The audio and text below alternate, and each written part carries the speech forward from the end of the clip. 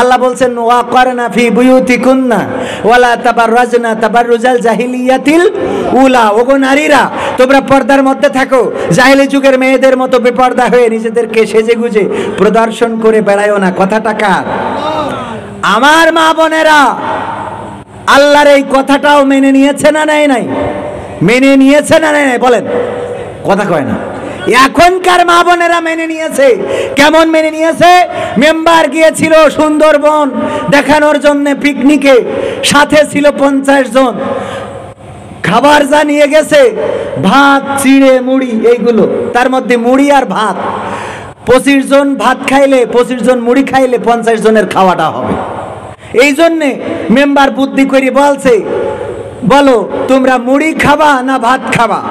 মেম্বারের হিসেব হইল যে যে মুড়ি খাবে তার মুড়ি দেবে, ওর আর ভাত দেবে না, আর যে ভাত খাবে তার ভাত দেবে, ওর আর মুড়ি দেবে না। এই জন্যই বলছে, জিজ্ঞেস করছে তোমরা মুড়ি খাবা না ভাত খাবা? একজন একজন করে জিজ্ঞেস করছে। প্রথম জনে জিজ্ঞেস করি তুমি মুড়ি খাবা না ভাত খাবা? বলছে মুড়ি খাই তারপর ভাত খাবো। 25 জন 50 জনের ভজাই না চিন্তা, ওর ধান্দা হইল কি? বলছে মুড়ি খেয়ে ভাত খাবো। তাহলে এইভাবে যদি 25 জন মুড়ি খেয়ে ভাত খায়, বাকি 25 জনের আর খাওয়া হবে? মা বোনেদের আল্লাহ বলল পর্দা করি চলো, সেজে গুজে প্রদর্শন করি বেড়াইও না। মা বোনেরা বলছে আল্লাহ পর্দাও করবো, সেজে গুজে বেড়াবো, মুড়ি খেয়ে ভাত খাবো।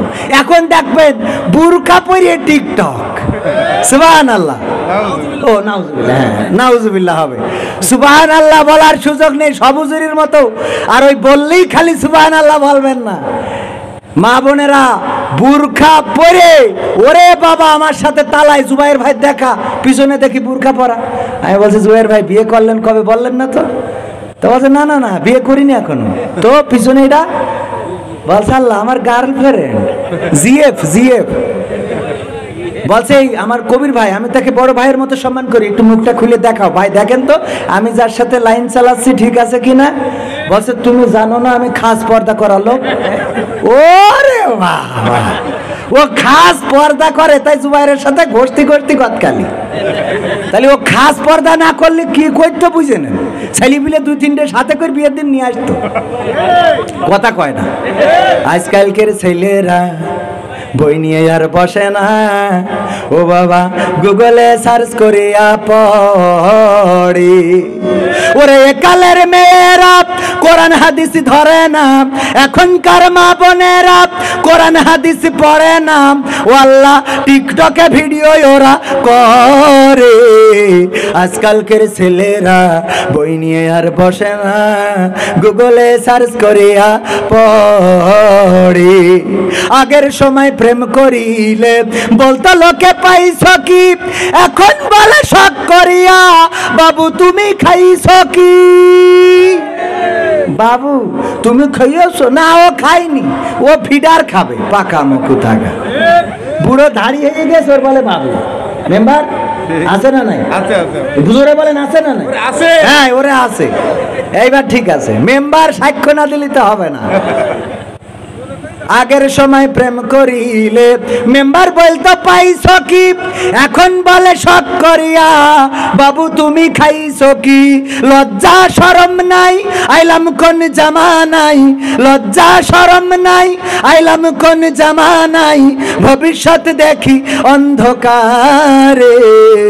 আজকালকের ছেলেরা বই নিয়ে আর বসে না, ও বাবা গুগলে সার্চ করিয়া পড়ে। নতুন করে হইছে চালু এ আবার কন্টেন্ট, পরিচয় করাই দেখি এই আমার গার্লফ্রেন্ড। আছে না নাই?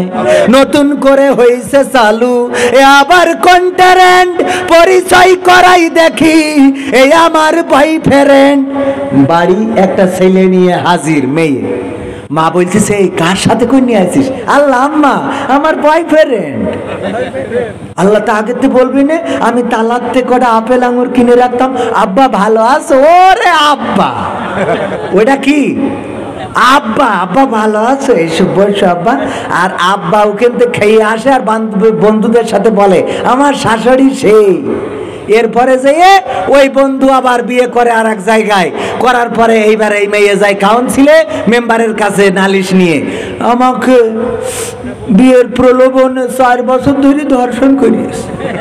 এই বিয়ের প্রলোভনে 4 বছর ধরে এ কাম করে কি করে? বিয়ের প্রলোভনে একবার দুবার নাই হতে পারে, তুই 4 বছর ধরে 23 মারা দিচ্ছিস কি করে? কথা কয় না। এই সত্য বলছি না মিথ্যা বলছি? এরপরে মেম্বার এখন তুমি বিচার করো, আর তা না হলে তুমি ওর বিয়ে করো। হ্যাঁ, সত্যি না মিথ্যে?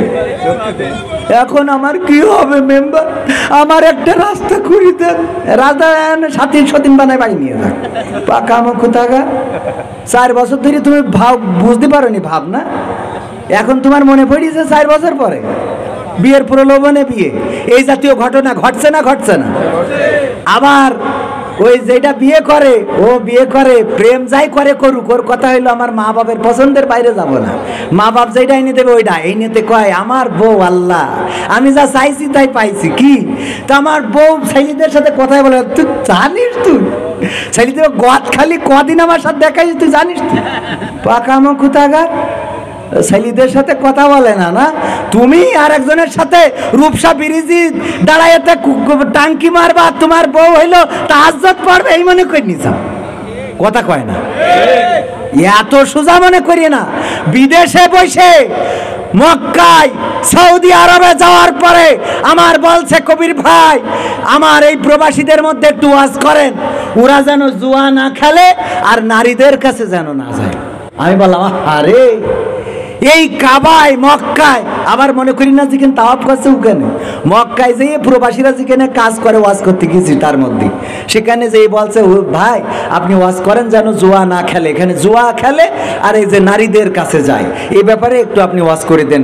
আমি বললাম এই মক্কায় সৌদি আরবে দিনের পর দিন ভ্যান চালায়ে রিক্সা চালায়ে মাথার ঘাম পায়ে ফেলে জন খেটে ফসল সম্পদ নষ্ট করে গরু ছাগল বিক্রি করে এই কাবায় আসে আর কাবার গ্লাভ ধরে কান্নাকাটি করে আল্লাহ ক্ষমা করে দাও, জেনা করেছি, ব্যভিচার করেছি, পাপ করেছি, গোনা করেছি, মাফ করো। আর এখানে প্রবাসে এসে যারা জেনা করেন জুয়া খেলেন তাদের আর কোনে নিয়ে যে হেদায়েত করবেন? কথা কয় না? ওদেরকে আর হেদায়েত হওয়া সম্ভব? যে কাবাতে মানুষ এসে পাপ মোচন করে নিয়ে যায়, তোরা এখানে এসে পাপে ফ্যাক্টরি খুলে বসেছিস, তাই তোকে ওয়াজ করে কি সোজা করা সম্ভব? তো তোদের তো ওয়াজ করি হবে না। এখন এই মা বোনদের আমি এই কথাটা কেন বললাম, মা বোনেরা আজকে ওয়াজ করবো কি? ওয়াজ করে পরিবর্তন করা সম্ভব না। ওই কাবায় যেয়ে যেমন ওয়াজ করে পরিবর্তন করতে পারিনি এখানে ওয়াজ করে সম্ভব না। ঘুরে বেড়াচ্ছাও তুমি মনে করছাও যে তোমার তাহাজ্জুদ গুলো এই কথা বলতে চাইলাম এই জন্যে প্রবাসীরা প্রবাসে অন্যায় করে আর বাড়িতে মনে করে ওর স্ত্রী মনে হয় তাহাজ্জুদ পড়তেছে, মনে করে না? করে না? অথচ স্ত্রী ব্যাংকের টাকা তুলে নিয়ে আর একজনের সাথে সিজদায় পড়ে আছে, এটা খেয়াল করে? ও জানে কোনো? কথা কয় না? ইয়ে সিজদা সে সিজদা না।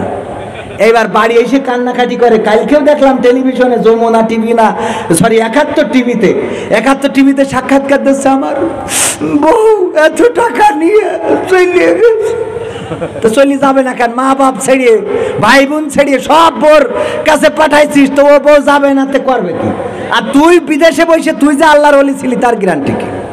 তবে হ্যাঁ সব না, আবার এই কথা নিয়ে আমার প্রবাসী ভাইয়েরা আমার বিরুদ্ধে খেপে যেতে পারেন। আমি প্রবাসীদের বলতে চাই আপনাদের পক্ষে কথা বলতেছি। আপনাদের পরিশ্রমের অর্থ পয়সাই দেশে নষ্ট করে, কারণ কি আপনি যদি বিনষ্টকারী হন আপনার স্ত্রীও তাহাজ্জুদ গুজারি হবে না, মাথায় রেখেন। এই জন্য আমার আপনার পরিবর্তনের দরকার আছে না নাই? ফজরের সময় কবির বিন সামাদ যদি ওঠে তাইলে স্ত্রী অটোমেটিক উঠে যাবে, আর কবির বিন সামাদ যদি কম্বলটা টেনে নিয়েতে কথা কয় না ও কি এইটা বুঝতেই হবে। তাহলে পরিবর্তন আমাদের দরকার আছে না নাই? মা বোনের আল্লাহ বললো পর্দা করে চলো, জাইলি যুগের মেয়েদের মতো সেজে গুজে বেড়াইও না। আমার মা বোনেরা বলছে পর্দাও করবো সেজে গুজে বেড়াবো। এখন লিপস্টিক বুরকার নিচেই মাকে কনে আছে না নাই? খুললি দেখবেন, আবার কারো খুলতে যাইয়েন না। হুজুর মামা বেশি আপন নাকি কাকা বেশি আপন? হাদিস দিয়ে বলবেন, জানলে বলবেন, না জানলে থাক। আমি ভাই আপনার এই না জানলে থাকের মধ্যে চলে গেলাম। মামা বেশি আপন না কাকা বেশি আপন হাদিস দিয়ে তোমার জানতে হবে কেন?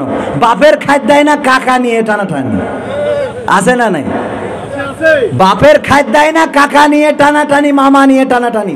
বাপের দিক থেকে মা বাপ কাকা বেশি আপন, আর মার দিক থেকে মামা বেশি আপন। রাসূল সাল্লাল্লাহু আলাইহি সাল্লামের মামাদের কোনো ইতিহাস পাওয়া যায় না, কিন্তু কাকাদের ইতিহাস আছে না নাই? এই জন্যে কাকাদের প্রতি নেক নজর দেবেন, এইটাই হলো রাসূলের হাদিসে আছে। মামাদের নিয়ে রাসূলের হাদিসে কোনো ঘটনা নাই, কথা কয় না। চাচা আবু তালিব দেখেছে, আমির হামজা দেখেছে, তারপরে আরো যে চাচারা ছিল সেই চাচারা রাসূলের জন্য নিবেদিত প্রাণ ছিল। আর রাসূলের মামার কোনো ইতিহাস হাদিস দিয়ে পাওয়া যায় না, যাই হাদিস দিয়ে আমি আজ পর্যন্ত পাইনি, কিন্তু চাচাদের ব্যাপারে রাসূলের অনেক হাদিস আছে। চাচা এসে দেখলো আবু জাহেল মেরেছে, চাচা যে আবু জাহেলের মাথা ফাটাই দিয়ে রক্ত বের করে দিয়েছে, প্রমাণ আছে না নাই? এই জন্য ভাতিজাদের জন্য আপন হলো বেশি চাচা, মামারা না, মনে থাকবে ব্যাস। হাদিস এরপরে যদি বলেন আরো হাদিস দেন, বাকি হাদিস আপনারা খুঁজে নিয়েন। এরপরে এখন আরেকটা কথা বলি, মা বোনদের জন্য আরেকটু বলা দরকার ছিল, বলবো আপনাদের কাছে। আরেকটা কথা শুনবেন, শুনবেন, শুনবেন, কিনা কিনা হাত উঁচু করেন, শুনবেন, শোনার পরে মানবেন, মানবেন, মানবেন ইনশাআল্লাহ। মসজিদের প্লাস্টারটা হয় নাই, এই মসজিদ থাকবে, আমি আপনি থাকবো। আমি 500 টাকা দিচ্ছি এক ব্যাগ সিমেন্টের জন্য, 500 টাকায় হয় না, তারপরেও আমি 500 টাকা দিয়ে শুরু করছি। আপনারা অন্তত 20 জন মানুষ একটা ব্যাগ করে সিমেন্ট দেবেন এই মসজিদের প্লাস্টারের জন্য, বলেন।